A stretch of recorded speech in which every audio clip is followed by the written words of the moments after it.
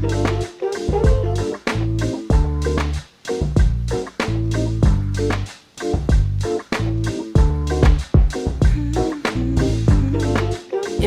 yeah, yeah, yeah, yeah, yeah, yeah, yeah.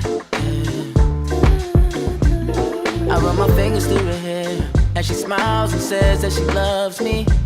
Isn't it lovely when the one you're lusting is the one you're loving? Let me welcome the one and only Marc Morial to the Karen Hunter Hey, Show. hey, I'm Hello. so to be with you today. Thank you so much. I enjoyed your opening and your reflections on what it was like to grow up in Newark when there was really that great sense of community. It reminds me of the neighborhood where my grandparents lived, and my grandfather was a business owner as well, and the sense of community and the sense of camaraderie, sense of service that permeated was so special. So it's great to be with you today. But I'm excited at the same time. I was watching the 60th commemoration of the March on Washington. I saw that you last night we were in office hours with Dr. Greg Carr in a space that we created called Nubia, and we played the clip from that, which had Martin Luther King III, Dr. Bernice King, Reverend Al Sharpton. You were there, Vice President Kamala Harris, and of course President Joe Biden. And my opening question is, what conversations were had when the camera was off? The president spoke candidly, passionately, and eloquently that America's at an inflection point. And he said clearly, he says, there's a question of whether we will survive, that it's going to be a fight for us to survive as a democracy. And he said, there is a anti-democratic movement across the world. It's not just in the United States of authoritarianism and totalitarianism, and that the MAGA crowd is mean and nasty and very serious about achieving power by whatever means are necessary. So it was foreboding, and he underscored something you've heard in the public spaces, and that is the greatest threat to America today is domestic terrorism from white supremacists. And it's exactly what we saw in Jacksonville. It's exactly what we saw in Mother Emanuel. It's exactly what we saw at Tree of Life in El Paso and Uvalde and all of these, Buffalo, all of these places where people have been indiscriminately killed. It makes me angry and indignant. And I must pray and remain focused, as we all must pray and remain focused on overcoming these challenges. I could not have imagined when I began my work as president of the National Urban League 20 years ago, that 20 years hence, I'd be able to look in my rearview mirror and say, wow, we had a Black president. But then, wow, we've had a president who sought to overthrow the government of the United States using violence. And that we have one of the most significant, racist backlashes in modern American history. Yet we have more Black college educated people. And although there are significant wealth gaps, we have more Black people who are, quote, middle class than ever before. Yet we face these tremendous challenges. So, the work is cut out and the work is continued. And I heard someone say something that freedom is not a destination. It's a state of mind. It's an attitude. It's a state of being, not a destination. And we have to work for freedom and justice and equality through change. And that is where we face. Don't come and offer quick solutions, easy answers. Pass this bill, do this, do that, and all of this. No, we have to be candid with people. We are in a fight that's going to require fighting on multiple fronts and in multiple ways for many, many years and decades to come. I've been studying all of the organizations. I'm reading Radical Equations. I just started American Prometheus, trying to make sense of the world by looking back, a little Sankofa as well, pulling what we did thousands of years ago forward. And I think about our storied organizations like the Urban League, founded in 1910 by Ruth Standish Baldwin and Dr. George Edmund Haynes. It was founded to enable African Americans and other underserved urban residents to secure economic self-reliance, parity, power, and civil rights. During your 20-year reign, how have we done this? Well, I can talk about, and this is what's important, the contribution that the National Urban League has made to that aim. So in that time, I just, pulled these numbers together. We've provided services to almost 20 million people directly, in that 20-year period. And what I mean provided services. So this is a combination of connecting people to jobs, helping people find a good job, helping people get trained for a good job. We've helped people through our programs become homeowners for the first time, through our home buyer education, down payment assistance, mortgage programs. We have supported literally hundreds of thousands of young people on their way to prepare for, get ready for, and become college educated. And we've provided direct services to tens of thousands, hundreds of thousands, literally, of small business owners. Now, that's one of the unique things we do at the National Urban League. We're a direct provider of programs. We serve, we are limited in what we can do to the resources we can assemble, but no one does it better. And no other African American organization serves more people directly than we do. Now, but there's another important part of the work, and that's fighting on the advocacy front. And that involves a range of things, everything from working to pass the Affordable Care Act, to fighting for a living wage, to, if you will, battling to get the Voting Rights Act reauthorized in 2006, and now fighting for a new John Lewis Voting Rights Act, to fighting for a police accountability bill. And those are just some examples of the work we do. And it's important, sometimes it's very interesting to me. I have sometimes people come up and say, well, what are you doing? I'd say, well, are you a member of any civil rights or social justice organization? And I tell people this, I challenge it. I said, or are you just a spectator who's looking to say, what are you doing? So one of the things we've got to understand about our civil rights, we're participatory. We're not the government. We don't have unlimited resources. We can do it, but we're catalyst. And we will hold the flag up in good times and in bad times for this significant change. And I think, the record will show, but I think we're at a point in time when we've got to challenge ourselves to get more active and involved. It's about voting, but it's more than voting. It's about being active and involved and intelligent with your dollars.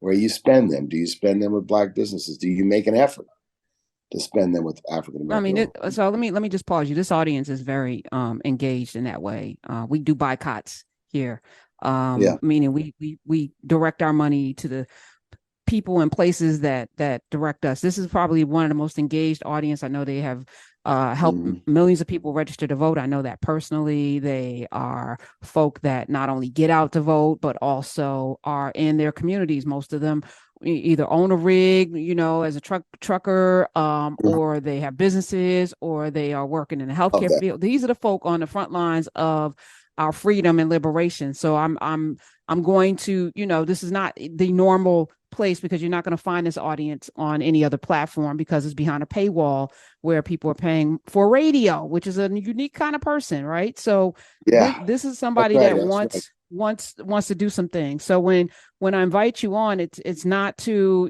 excoriate you. I'm not wagging a finger. I just want to know how this audience can do more using your tools and weapons, because this is what we're doing, using tools and weapons to build the world we want to live in. So when you talk about jobs and home ownership, let's go to home ownership, because that's more in line with where we lost a lot of our wealth during the subprime lending debacle. And my clarion call was, why isn't anybody from Wells Fargo or these other banks that literally destroyed Black wealth in jail? Like, why did they get a free pass? And then I see people in bed with them now. Like, how are you in bed with somebody that destroyed Black wealth, a generation of Black wealth, with the subprime lending debacle? So what do we do with that?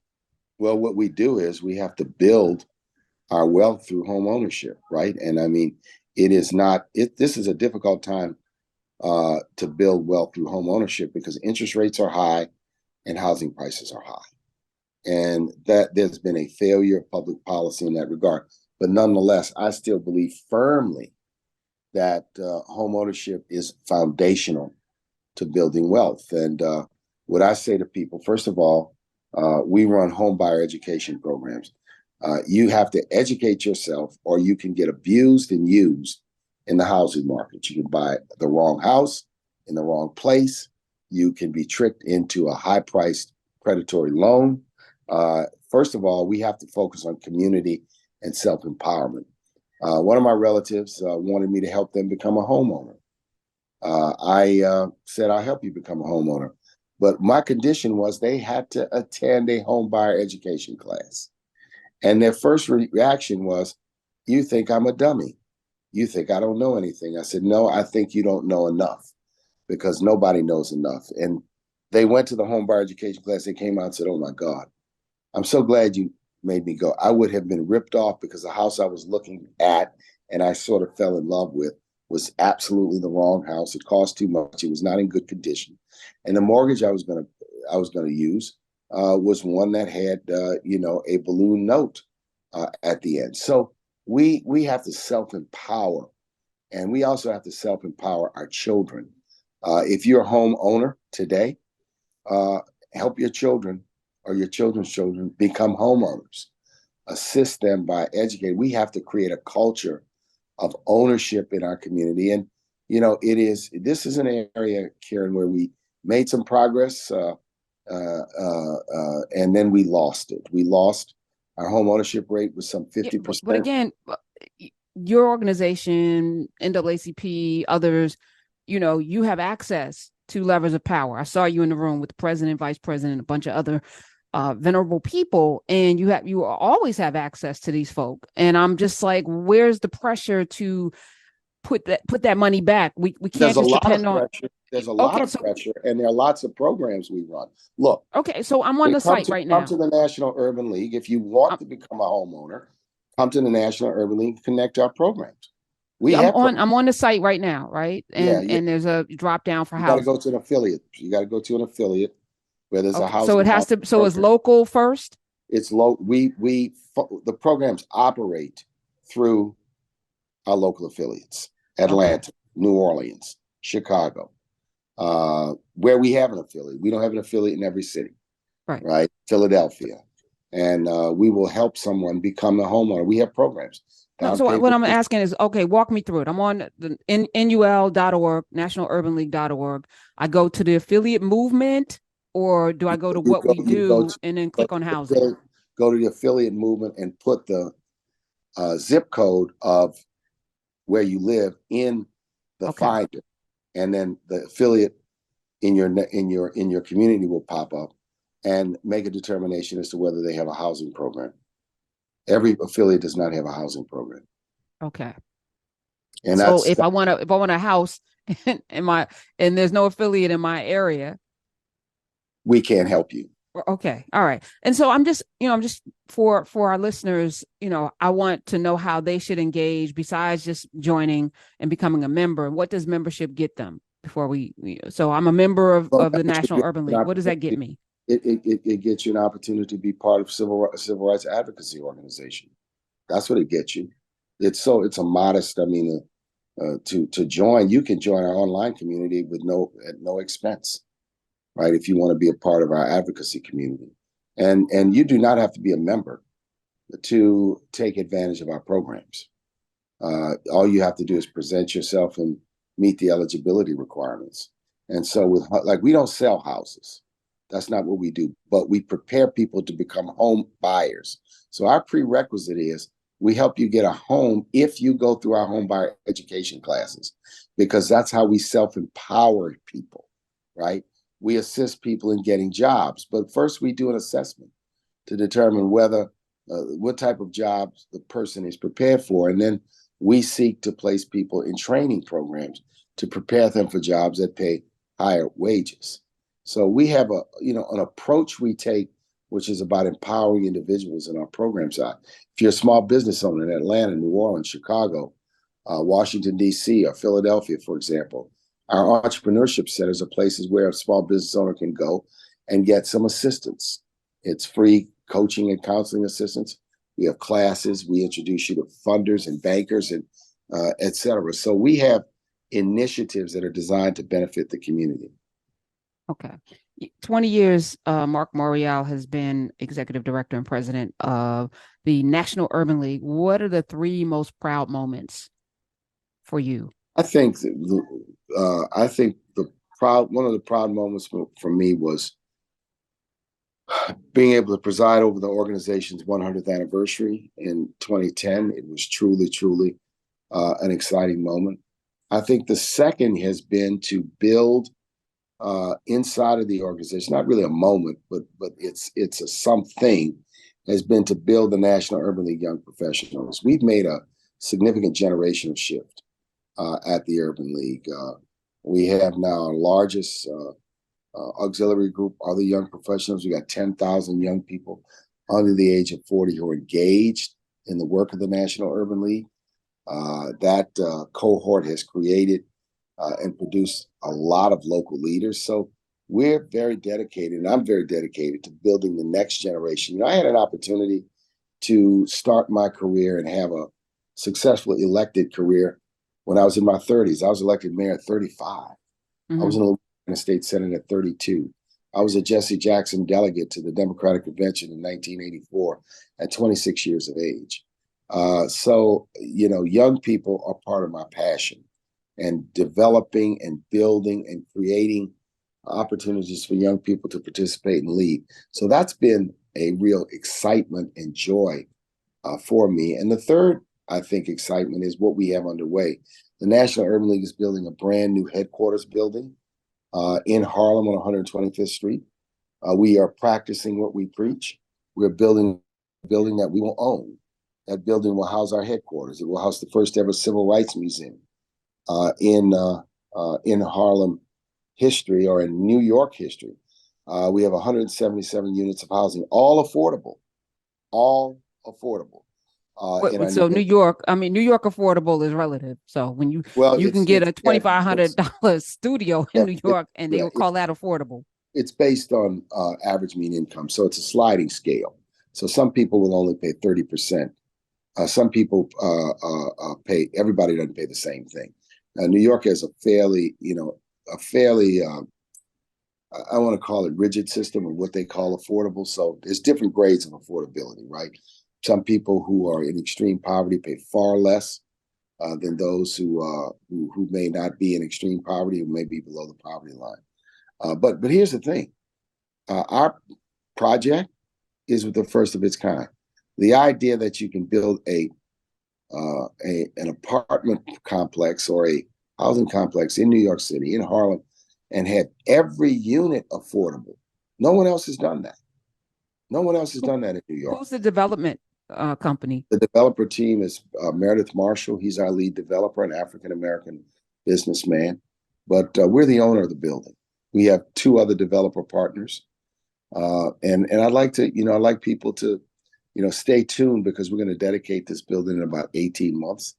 And it's been exciting because we're green lining instead of red lining with this building. That's the point, right? I was going to ask. We're green lining, we're practicing what we preach. It's one thing to talk about ownership. It's another thing. I decided we were going to do it. We're going to build our own building.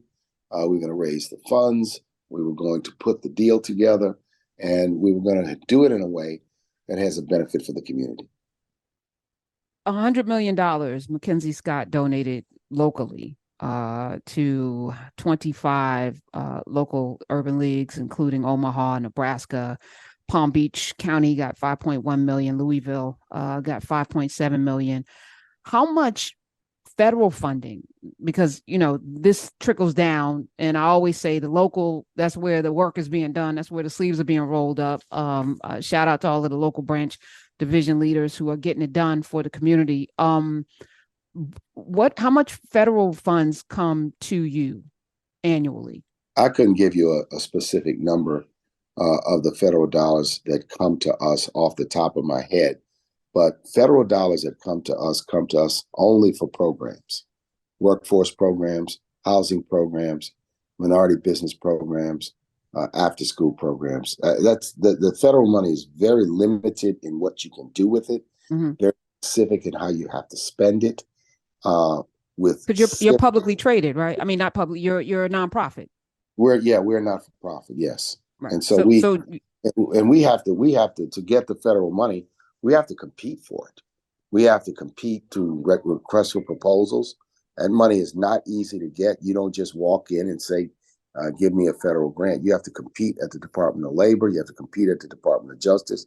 It's highly competitive, and very tough to win money on a continuous basis from the federal government. But what we do is we receive money from individuals, corporations, the federal government, foundations, from multiple sources to support the work that we do. And the federal money we get, most of it is re-granted to the local affiliates throughout the nation to run these programs. And that has to be publicly reported, correct? No, it does not have to be publicly reported. We're a private organization. We don't have to publicly report it. Yeah, someone could probably do a public records request to the agency, and we report. We have to report certain information on what's called a 990 tax form. But no, and the reason why we don't do it is because I don't want haters attacking my organization and taking cheap shots at us. We're a private organization. I'm not the government. I'm not the government.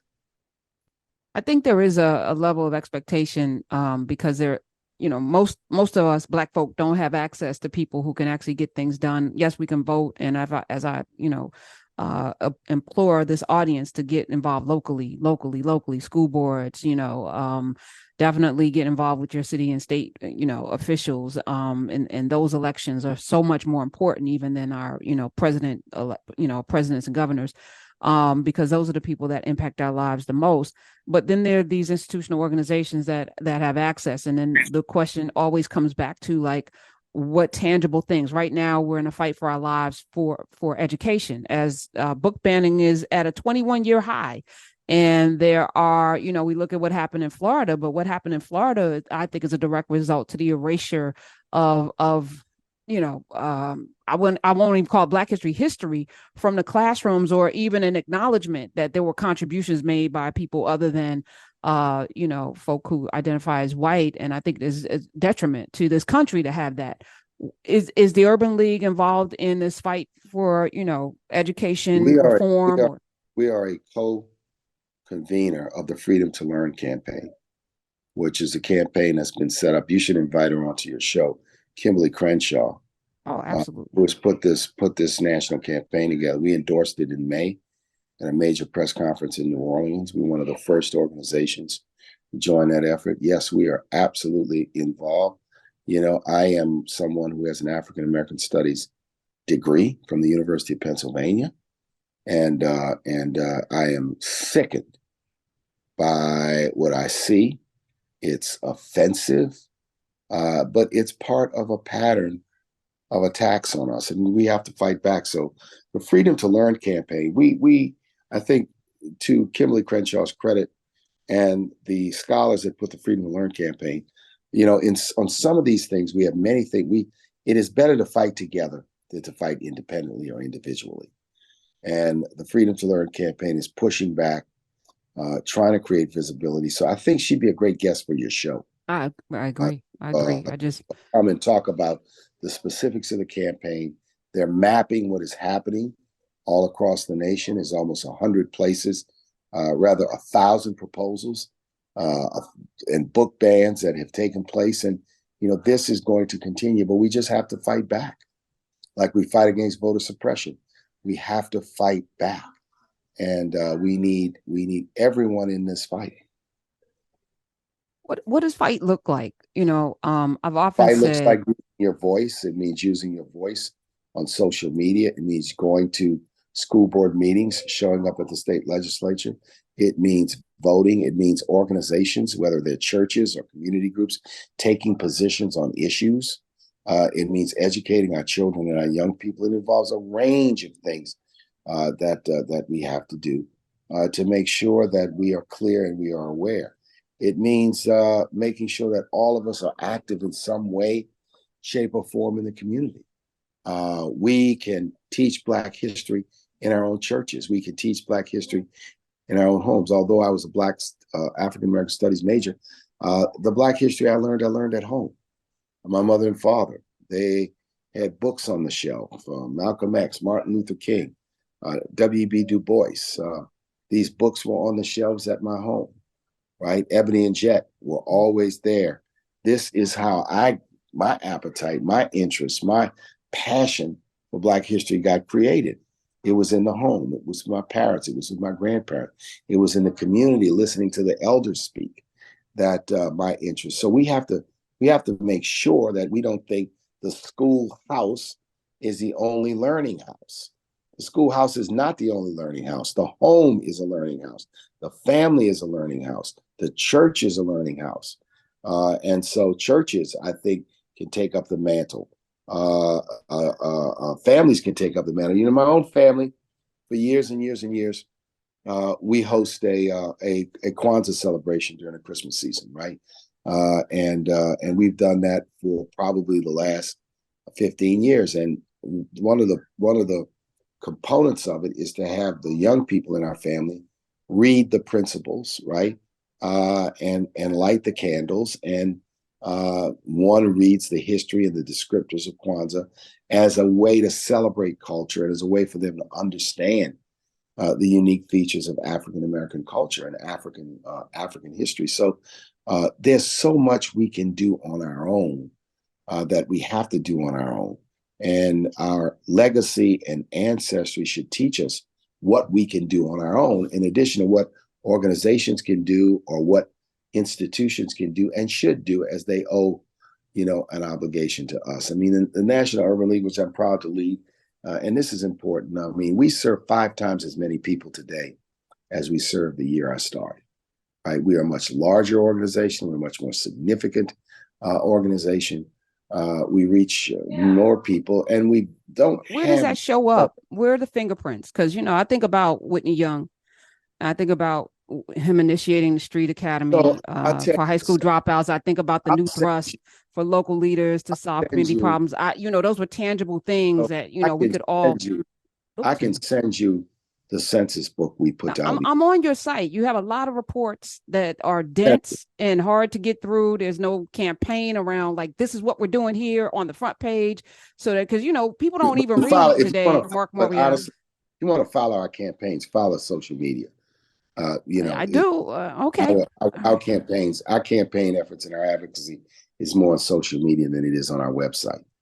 It takes a lot to keep up with it, but the information is there. It may be difficult to find it, but look, you're challenging and asking me, okay, where's the evidence?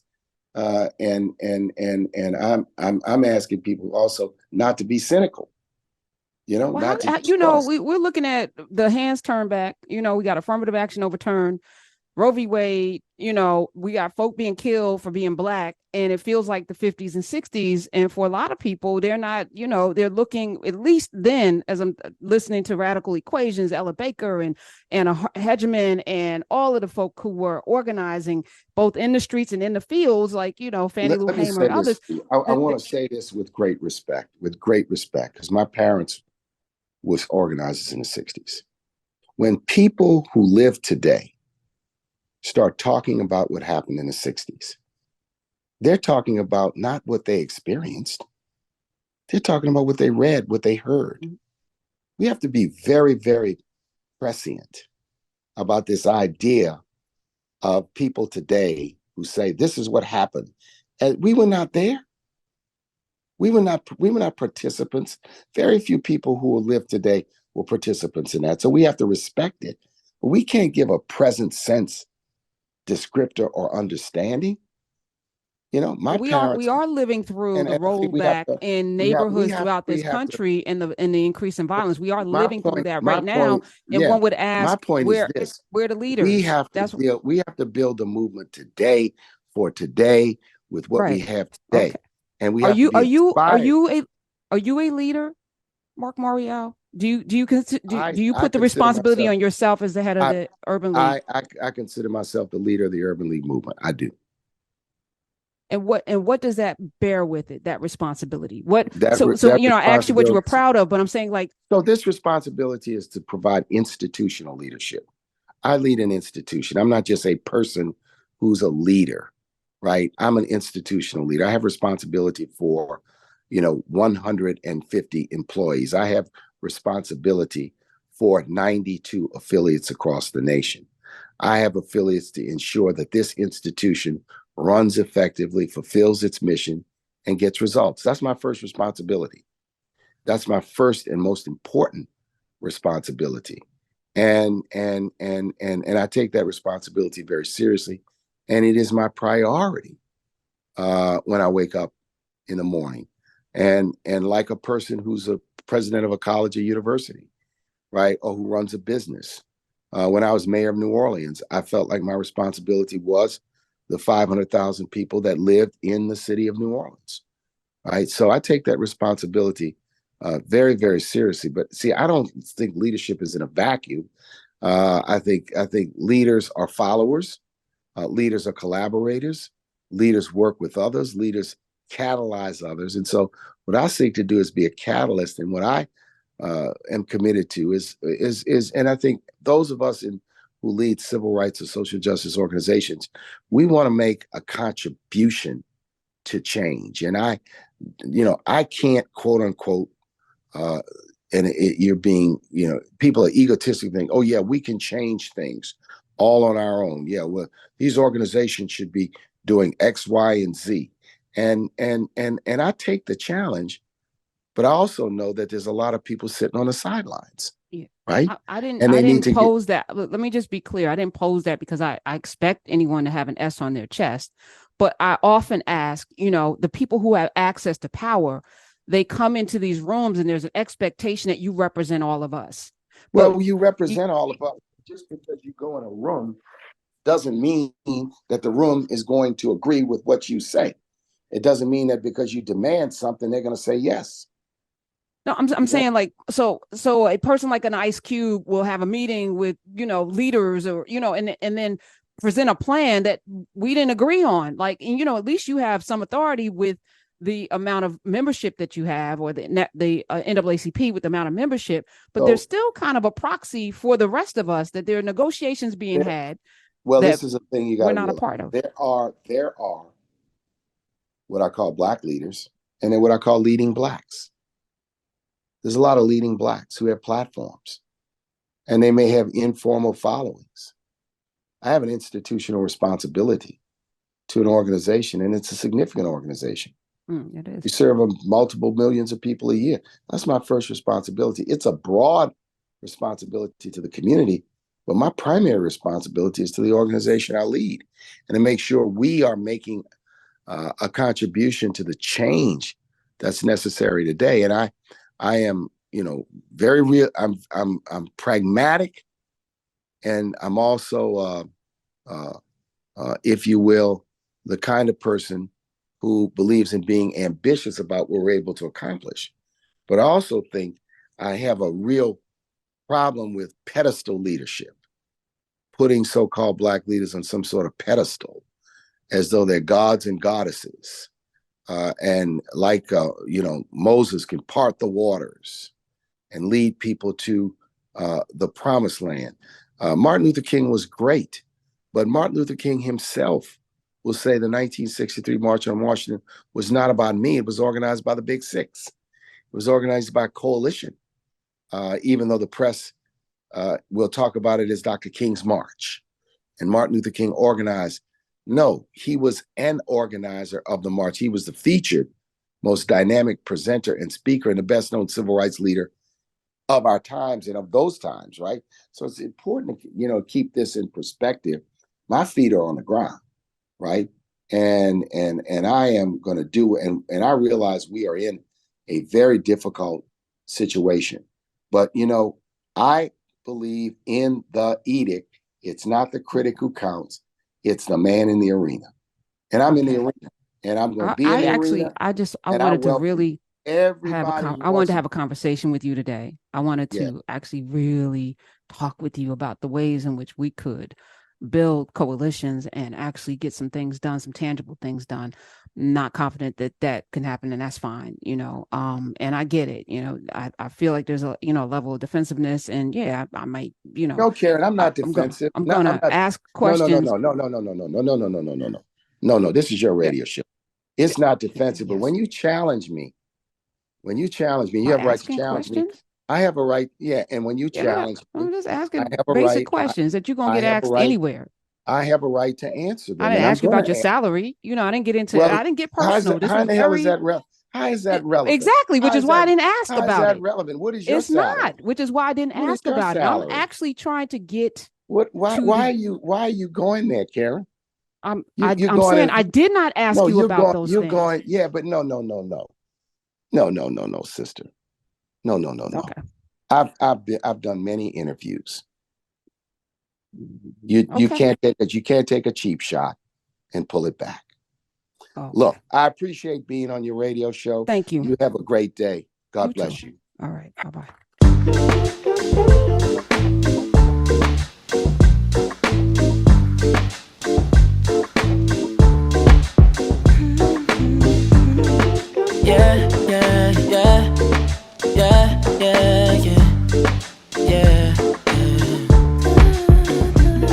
I run my fingers through her hair, and she smiles and says that she loves me. Isn't it lovely when the one who loves things